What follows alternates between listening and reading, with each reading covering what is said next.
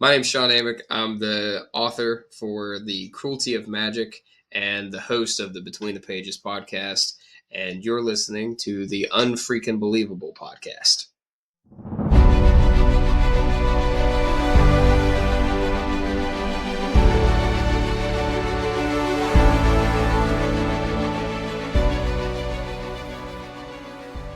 Welcome to another episode of Unfreaking Believable. We invite you to pull up a chair, relax, and join in for the next 30 minutes or so as we bring you guests who are going to share with you the moments that have made a difference in their lives. And it's all because of that one inciting incident. We believe that life is infinitely stranger than fiction, stranger than anything the mind can invent. You might even say it's unfreaking believable. Welcome to the podcast. We're your hosts, and I'm Jenny. I'm Jen. And I'm Betsy. How you ladies doing tonight? Just groovy, just groovy. It's Friday night in the big town. Yeah, but we had a great time. As our guests know, we shared that episode with Amanda the Bigfoot lady that we did on our girls' writing retreat down in Georgia. We did. I have done nothing but think about that trip this whole week. And I completely forgot to tell everybody some of our really great experiences that we had. Jen on our walk, our little experience with the chainsaw man, and when I realized I hadn't told a couple of my really close friends, I had to go back and tell them. They're like, "Why didn't you tell us that?" And I'm like, "I forgot to tell you. I'm sorry." There was just so much. There was just so much. There was. It was a lot. I tell you, one of the things that blew my mind the most was that above ground coffin. Oh my gosh, so cool. And for our Patreon members, I am working on some pretty awesome bonus material that will tell the story of all that stuff.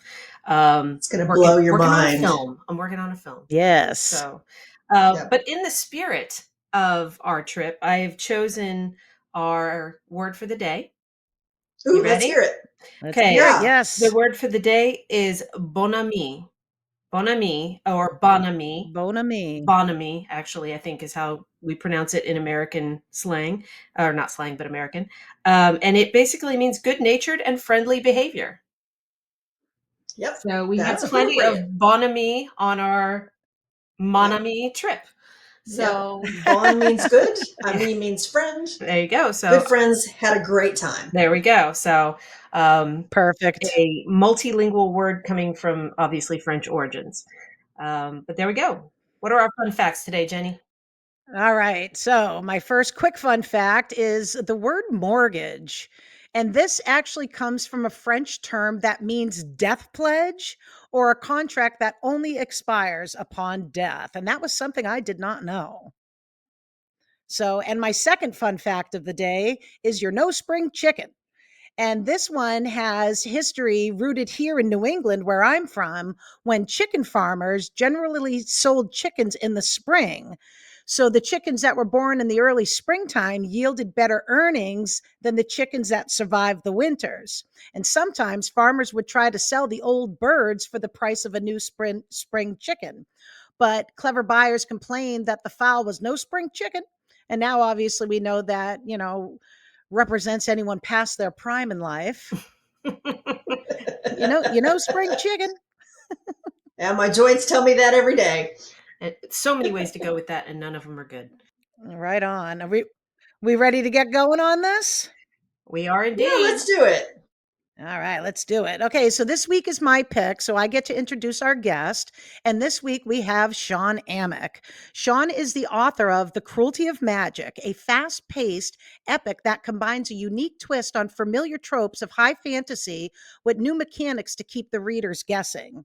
Shawn's also the co-author of the Dick Stan Green series, which is a private investigator mystery series. Shawn also hosts the Between the Pages podcast for independent authors and is the founder of Between the Pages Discord community.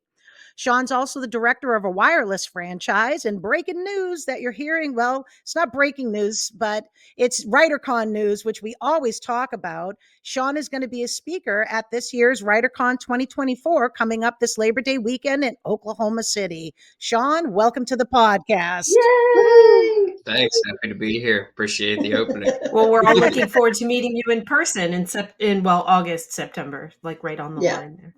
That's awesome. Yes. Still trying to figure out what I'm going to actually speak about. So we're all the same way. Did you find Bill or did Bill find you? Jenny found me and introduced me to Bill. Okay. Nice. Great.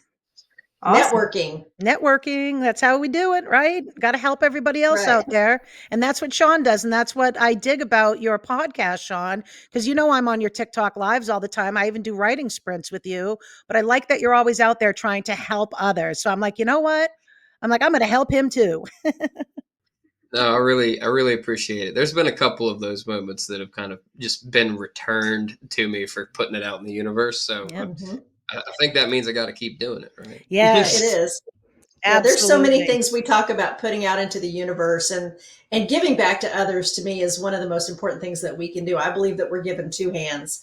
One of them is to help ourselves and the other one is to help someone else. So I commend you for that, because I think that's just terrific. And there's just not enough people out there that do it. We are not in competition with each other as writers. We are there to work together. And, there's 5 million books out there. If we were trying to compete, nobody would ever read any of our books. Yep. Yeah, it was it's been a bit of a journey, and it was all accidental, every bit of it. Isn't it always? Why don't you share with us a bit about your Between the Pages podcast and explain to us a bit about what the Discord community is?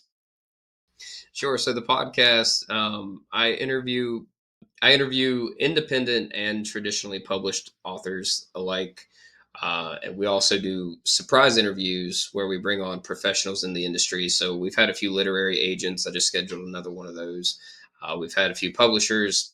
Just scheduled another one of those. We actually have a children's publisher that's coming up this month, and I think they're giving away 5 books during their interview, and that'll be fun. Cool.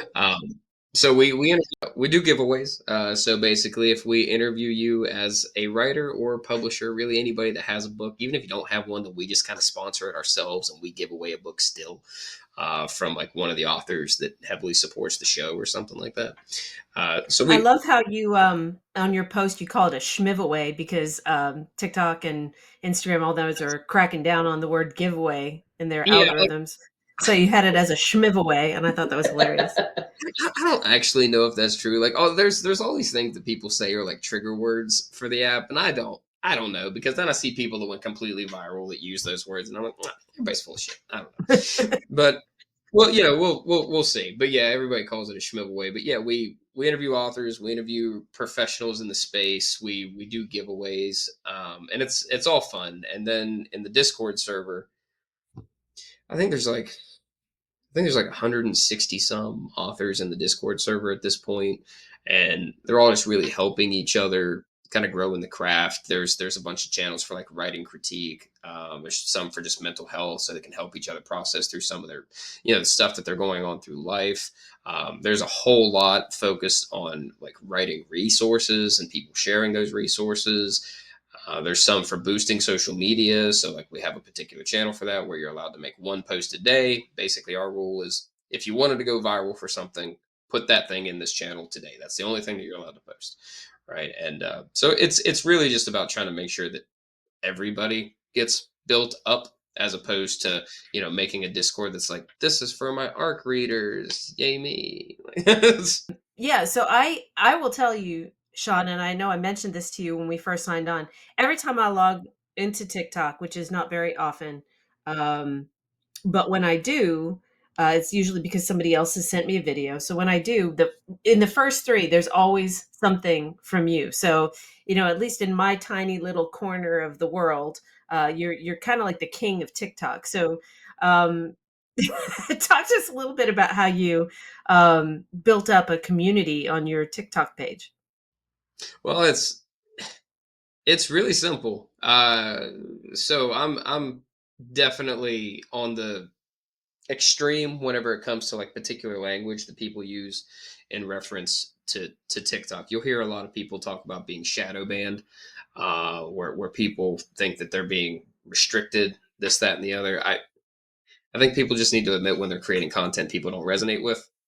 I don't think that shadow banning is like, maybe you're somebody on the political side, maybe then I'd believe it, right? But some random indie author just trying to make it, like, that's not happening.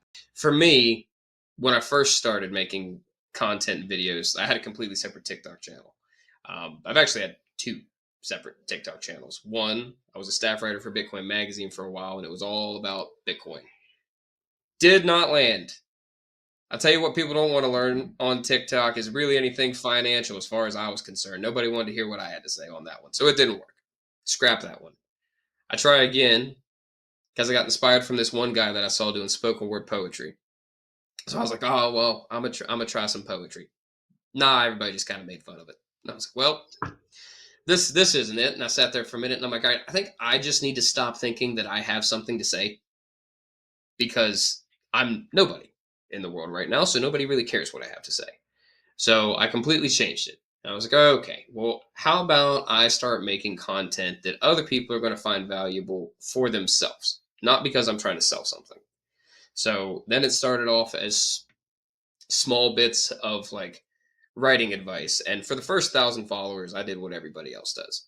I went and did the follow trains and this, that, and the other to get to my first 1,000 followers. But as soon as I could go live, that's whenever I was able to actually start providing some real value. I started doing reading sprints once again, just because I saw somebody else do it. I thought that it would be cool. So I turned it on. Didn't know that you could set a timer. Just had it there awkwardly looking at my face, and people just jumped in and started talking to me, asking me what I was reading. Everyone was very bored very fast because I was reading something on Marcus Aurelius. And I realized, I was like, this isn't the vibe for book talk. I'm clearly going in the wrong direction. So then I saw writing sprints, and I wanted to try and write what my next series is going to be. So I already know beyond cruelty what the next thing that I'm going to write is. And I started writing on that, and people were interested in what I was writing. So as I was writing, I would just start reading it. And then people were interested in what I had to say. And then prior to all of this, I'd run a podcast for Bitcoin Magazine at one point, or well, not run it for Bitcoin Magazine, but I helped out with theirs. I ran my own podcast for crypto, which ultimately wound up going through Bitcoin Magazine at one point. And then for work, I'd also run a podcast. So the whole interviewing format is something that was not new to me whenever I came onto TikTok. And I was looking at all of these indie author accounts, and I realized that the same thing was true for everybody. Nobody has a clue where to start when it comes to marketing. Truth. Amen, brother. So I sat there one day and I was like, well, how do I bridge this connection for everybody? And I decided that what I wanted to do was I wanted to create a platform that was the gateway for authors. You were never going to become Stephen King because you talked to me, but you were going to figure out what direction you needed to go in, right? And that was kind of where the first bit came from. And I was like, all right, well, I think I'm going to start doing interviews. And for those of you that have been on the show, you know, my like executive producer, assistant, whatever you want to call her, Pebbles, she had watched, I think Pebbles has genuinely watched every live I've ever done, right? Like since day one, the first time I went live, that girl found me. And I mentioned one time to her, I was like, I think that, you know, I'm probably going to start trying to interview authors. Not 24 hours passed. She sent me the backdrop. She sent me the branding. She sent me the name. We didn't talk about it. She told me what my show was going to be. Pebbles is awesome. She's a dream producer. And I was like, nah, you're right. That fits. Like all that fits. And that's where it all started. And then I'm a leadership / processing guy, right? So then it was, all right, how do I automate scheduling? And then it was, how do we make sure that we have backdrops set up? And then it was, how do we make sure people stay engaged long-term throughout the show? And, you know, it just kept going and going and going. So it was just kind of very much an accidental snowball effect where I mentioned one thing and Pebbles was like, nope, you're doing it, and you're doing it for the rest of your life. Somebody that has a vision for you sometimes is exactly what we need, Yeah. even when we don't know that. Yeah, no, it worked out. You know, it's the audience has been consistent. Like it's had its slumps here and there. I realize now that TikTok very much lies to you about how successful content is, especially when you first start. Because like the live used to report larger numbers of viewers whenever I first started. but they're far more engaged than they ever have been. I consistently gain more followers now than I ever did. And now I'm getting the realistic reporting of people that are actually viewing it, right? So, like, you can get easily discouraged if you just pay attention to the data right off the bat instead of just continuously do the work because the platform is incentivized to make you feel hyper successful very fast so you keep doing it. Right on. And how many followers do you have now on your TikTok? About 6,800, somewhere around there. No, Oh, that's good. nothing That's really good. viral, but it's been slow building since last summer. So I'm not even a full year into it. And I mean, it's largely part of why I was able to land a traditional publishing deal. So like I'm That's great. right direction. All right, Shawn, then why don't you tell our listeners what we brought you on the show for, and that is to share your unfreaking believable story. So the mic is all yours. Yeah. So I started, but told part of the story there with how Between the Pages started, and as that continued, I when did I start querying? I think I started querying as I joined TikTok. So probably around 7, 8 months ago. And I put through so many, and I was getting so many of the "I didn't read your work" rejections, and I got like probably 32 "I didn't read your work" rejections, and I was like, that's frustrating. That's very frustrating. Mm-hmm. And then I received 4. I read your work, but I already have this cooking in my portfolio rejection. Mm-hmm. And it's very much the like I don't believe that authors are in competition, but when an agent's telling you you're in direct competition with someone I represent, right, that doesn't feel great. So I'd had a bunch of "I didn't read it" rejections, and then 4 back to back, like no rejections in front of them. 4 agents back to back say I would love to represent it if I didn't already grab somebody else. And I was like, well, okay, if if the bag is going to be that you're either not interested in my work or that you've already picked someone else ahead of me, to hell with all this. I'm just going to self publish. And then I started figuring out what that means. And then once I figured out what it meant, I saw a lot of people who were talking about it that didn't know what it meant. So I Mm-hmm. decided, okay, well, this is what I need to start creating content on. I need to start helping people figure this process out because it's very confusing, right? A lot of people still think that a hybrid publishing deal is a good deal, right? So I felt the need to kind of help get that content out there. So as that happened, it rolled into Between the Pages. I committed to self-publishing. People kept asking me what I was going to do. I was like, nah, I'm done querying, right? Like I'm not going to do this anymore. If traditional publishers want to acquire my book, then they can come to me. Well, fast forward, and that's exactly what happened. I'm fairly successfully doing the Between the Pages thing for probably about 6 months.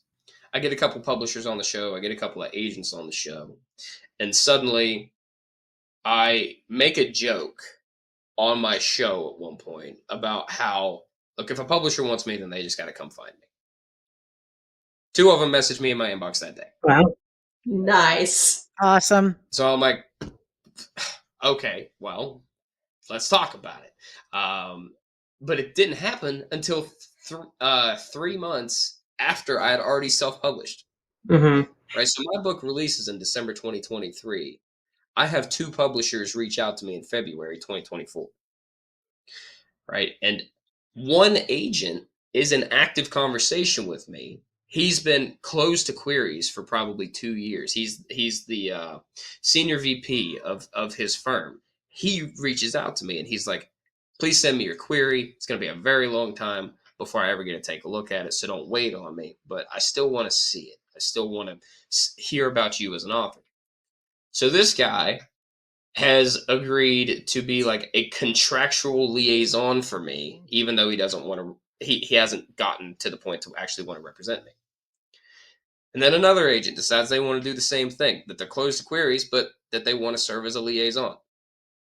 So I take these two contracts, spit it to these two agents who are willing to consult for me. They're like, here's what you should go back with. By the time I get his response on what I should go back with, another publisher is showing interest. So now I'm at 3. So then I just decide, I'm like, all right, well, if I'm going to take a look at a bunch of different publishers right now, I might as well actually go look. So then I went and looked for some more small presses. And in total, it started with 6 presses that I was considering, right? Because 3 of them had reached out, and then I decided to reach out to 3. And after that whole process, I whittled it down, and the one publisher who I have yet to announce, this met basically every request that I had, and it made it impossible for me to say no, right? And my book was acquired at the tail end of February 2024 after, only being out for 3 months, right? So it was a huge change of mind for not only me, but I think pretty much all of my viewers, right? Because Mhm. how many times is everyone told, if you self-publish a book, no traditional publishers are going to want to touch it, right? Mhm. Part of my negotiation was when they came to me and they were like, we want to carry your work, I got to choose. They were willing to either go back and purchase the rights for the cruelty of magic and go forward with a full acquisition, which is what we did, or they said, if you want to make us just wait to take on book 2 and we'll start from there, then we'll do that too. Right. So not only did I have the ability to get picked up with the next book, but I got to negotiate going back and doing a full acquisition and doing a whole re-release. And I part of why I wanted to do that was because the writing from Cruelty is like 4 years old, right? I'm a significantly better writer now. And I wanted a updated voice in that book. Mhm. But part of it is because I wanted to show every indie author that it's a lie. That you can most definitely get your book picked up after you've already self-published it, as long as you do the right things. Well, let me ask you a question, Shawn, because I'm sort of fascinated by um, not only the progression of how this went for you, but I did the whole querying thing and made that same decision that you did, where I went to um, self publishing and then eventually got signed with Anatolian Press, and so now they have one of my 2 series. But I'm curious from your perspective, because obviously this was a little different journey for you because they sort of came to you in that regard. You obviously are a business guy, right? So you have business brain. I do not have business brain. So in your estimation, what is it that a traditional publisher offers a writer that a writer can't, if they're savvy, offer themselves? Nothing. Um, Nothing beyond a budget. Okay. So So marketing budget? marketing budget, but more importantly, marketing connections. Um, so, so for me, and this seems to crack everybody up whenever I say this. I'm horrible at marketing. I understand I have a platform. I understand it's doing decently well, but everyone needs to understand that that is not marketing my book. Right. It's not translating into sales. Marketing and sales are two different things. Yeah, it certainly has. Like, I'm not going to sit here and say that it hasn't translated to sales, that I don't have an audience for it. Like, I do, but what I do on TikTok isn't what Brandon Sanderson does. Yeah.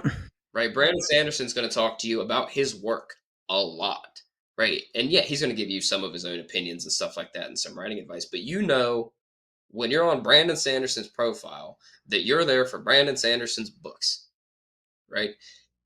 Not so much for me. Well, you've built Shawn Amick's writers community, which, is I think probably more effective marketing than, hey, let me just tell you all about me.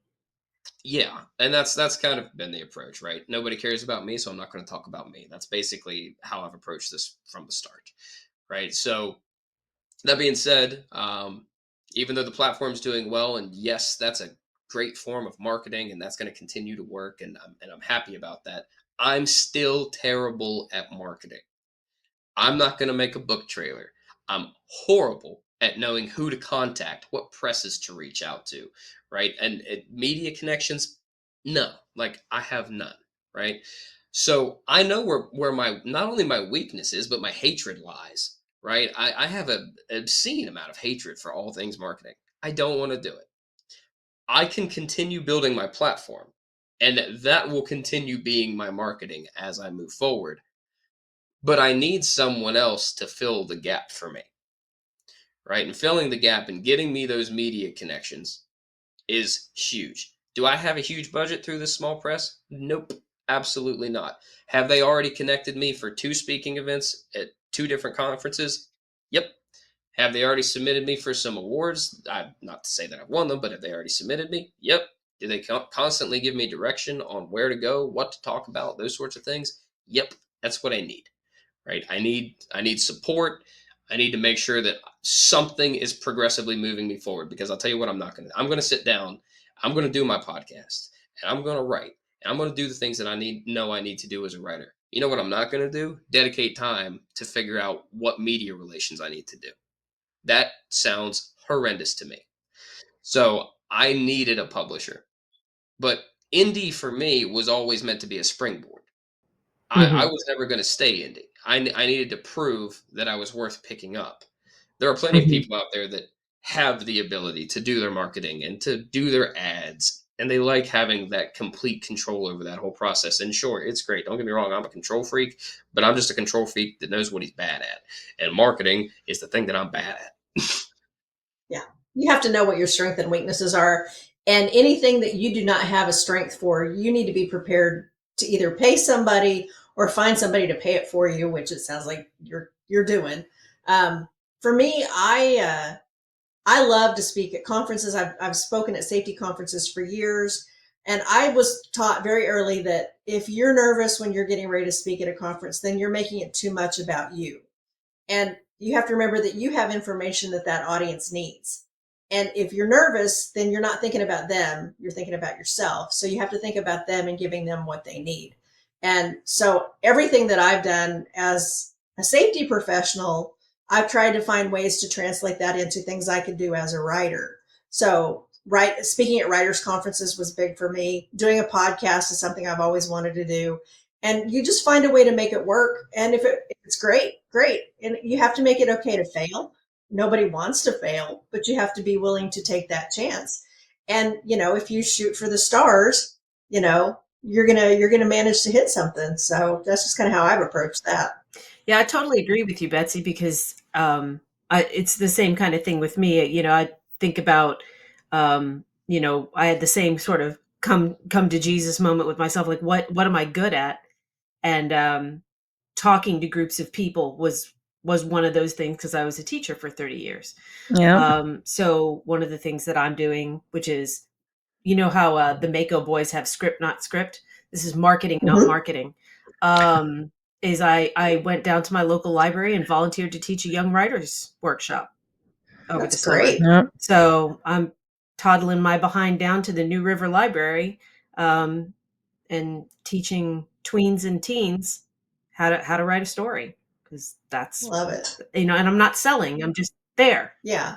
One of the earmarks of a great leader is creating other leaders. And I think it's true for writers. We have to help create new writers and support those as they can progress in their journey, especially if they're not as far along as we are, because somebody helped us up. Yeah. And Shawn, that sounds like what you're doing. And again, kudos on that.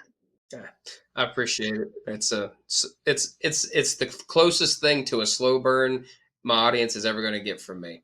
Like I'm never going to go viral overnight, but Shawn, why don't you share with our listeners, tell them what the Cruelty of Magic is about?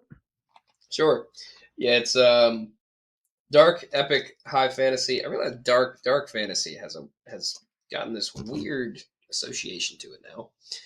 Seems like everybody applies a weird lens of dark romance to it. Like, that's not what my book is. You're not going to find much romance. No spice level 5. No. There's no spice. I've been told that there is a steamy scene, but no spice. Right. So it's dark epic high fantasy. It's very much in the vein of Tolkien if Tolkien wrote a little bit more fast paced. Now I'm not comparing myself to What, you don't have a 12-page battle scene? that. No, not quite, not quite. But it's very much your dwarves, your elves, dragons, kind of. Love them. Gotta have dragons. Yeah. Right? Sean's my people. I'm just saying, Sean's my people for sure. You have all your fantasy beasts, but every single one of them is different from everything that you've seen in a different story. Like they are all, as Jenny said at the beginning, familiar tropes with unique twist on all the things that you want to see in fantasy. It's multi-point of view. There's a really powerful female lead. Her name's Kyra. For some reason, she makes everybody else in this world look like they're horrible at magic. Nobody else understands it the way that she does. It's super unclear as to why, and you start figuring it out towards the end of the story. There's another point of view, Grunfy. He's this dwarven king. He is all of my soft spots. He's my sad boy for life, and he has the best monologues.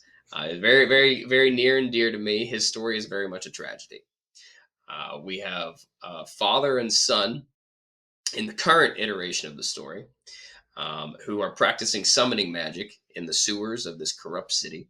And through them, you learn a little bit about what it is to have a family relationship there. But you're going to learn a lot about the world and how magic works and why it's broken and what summoning magic is and what does something like summoning magic require. Because you get this very comical character that everyone loves out of a golem named Groff. And he seems to be a fan favorite thus far. And then the last point of view that you really interact with is Harigamoon, the warlord. And he is the driving force of the central conflict. He hates all things magic. He is hunting down this hidden city, which is the last refuge of all things intellectual, of all things magical. And he is convinced that if he destroys this city and everyone in it, then he will destroy and rid the world of magic. And that may sound like a villain, but I promise you, you're going to struggle when you read Cruelty to identify anybody as a villain. Now, quite a lot about this story is changing whenever it gets re-released later this year in October under the traditional publisher that I signed with, namely the point of view from the father and son in the sewers switches and becomes a primarily female point of view because it becomes a father with his daughter. Okay. But all of the primary portion is coming from the daughter as the father supports her side of that story. Nice. And I tell you, Love strong female leads. yeah, me Just love too. them. And I'm a huge fantasy girl. And I tell you, I've already heard you say this before about your story that you don't compare yourself to Tolkien. I'm telling you, being a major Tolkien fan, I know our readers can't see. Tolkien is a near god to me. And I'm always skeptical of writers who compare themselves to Tolkien. So I like that, right off the bat, you don't compare yourself to him. No, it's nowhere near the same. You're not going to get. Don't get me wrong. You get deep world building, but I haven't earned the right to tell you a history yet. Right? Like I have a ways to earn with you as the reader before I get the opportunity to do that. And I mean, right there with you. This whole arm is Lord of the Rings. Yeah. Yeah. I've noticed them before. Yep. I got the shards of Narsil back here. I know our listeners can't see it, but can you see that up over? I'm trying to point right there. Yeah. Don't get me wrong. I've been blessed to have so many people reference back to Tolkien whenever they read my work. And don't get me That's wrong. good. Yeah. But like every time I'm just like, but did you read it though? Like it's because Tolkien is so very, very slow and I love it. It's my favorite world, but mine is so very, very fast paced and I spend so Awesome. little time on giving you those grandiose descriptions to things. The comparison to Tolkien often is coming more from the scale, the setting, and the creatures Yep. more than it is the actual story and the writing itself. Yep. I like fast paced, so I'm sure it's something I would enjoy because I'm a huge fantasy reader. And when your readers are the ones that are making that comparison, you have to remember that the writer starts the story, but the reader finishes it. And if that's the spin they put on it, run with it. Yeah, trust me, there are many times that I've wanted to turn around and be like, this is what everyone's calling the new talk. Like, I've wanted to so many times. They're like, no, Yeah. reel it in, homie. Yeah. You're not there. I don't know though, man. If you've got it in some of your You'll get reviews, there. you might want to pull one of those quotes to put on the review on the back of your book for the underneath the blurb. Your whole love me page on the That's inside, right. man. That's right. And Shawn, I do want to, because we always seem to talk about WriterCon on every episode because we love WriterCon. We love Bill and Laura and Renee that put it on. It's family. And, I want to be the first to say, welcome to the WriterCon family, because once you're in this family, you're in this family. So why We put the don't you fun tell in us? dysfunctional. Yes. So are you excited to be, that you're going to be a speaker there? I'm very excited that I'm going to be a speaker there. Fun fact, I've never been to a writer, reader, author conference in my life, and the first time I'm going to one is to speak. Bro, this is going to change your life though. I'm telling you, going to the sessions, because when you're not speaking, you can obviously attend other people's sessions as well. And it's literally 2.5 days wall to wall of just, great speakers after great speakers on any different possible topic you could imagine. Including marketing. Including marketing. And I actually, last year was my first year going to WriterCon, and it was literally world altering for me. So I hope that you have the same wonderful experience. And you're going to love everybody. I mean, they're going to tell you that you found your tribe, and you'll find that you have. I guarantee it. Yeah. I'm very excited to go. I'm bouncing back. I have 2 presentations in mind, and I can't decide which one I want to do. You'll figure it out. Well, the person to talk to is Betsy, because she did, I think, 3 different presentations last year. Yeah. Yeah, and I moderated a panel too, so that was a lot of fun. Yeah. So Yeah. Yeah. I'm going back and forth between like working titles would be The Structure of Big Fantasy and Self-to-Trad Publishing, The Path Forward. I would definitely be part of that fantasy class because I try to take, Jen and I took a fantasy class last year for fantasy writing. So yeah, that would be awesome. But if you have any questions, I'm sure Betsy, you'd message Betsy on Facebook. You should find both the ladies and connect because, you're finding your tribe.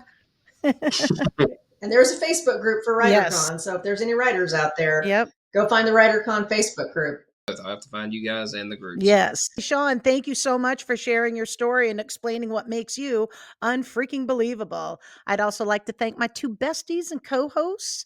And if you've enjoyed this episode, please rate and review it on whatever platform you listen on. You can find us on Apple, Spotify, Amazon Music, and Audible. you can also join our Unfreaking Believable Facebook group and follow us on TikTok and Instagram. And you can also join us on Patreon for exclusive content and other perks. And visit our website at www.ufbpodcast.com. And if you have an unfreaking believable story, reach out to us at ufbpodcast@gmail.com. We'd like to hear your story too. Betsy, you want to send us out with your quote of the day? So this quote comes from a program called The Mind's Journal, and it says, "There is magic, but you have to be the magician. You have to make the magic happen. Real magic is not about gaining power over others. It's about gaining power over yourself. Remember that you are divine." I love that. I love that. That's beautiful. Hey, listeners, thanks for joining us today. We just want to remind you, as you go out into the world this week, don't just be awesome. Be unfreaking believable. See you all next time.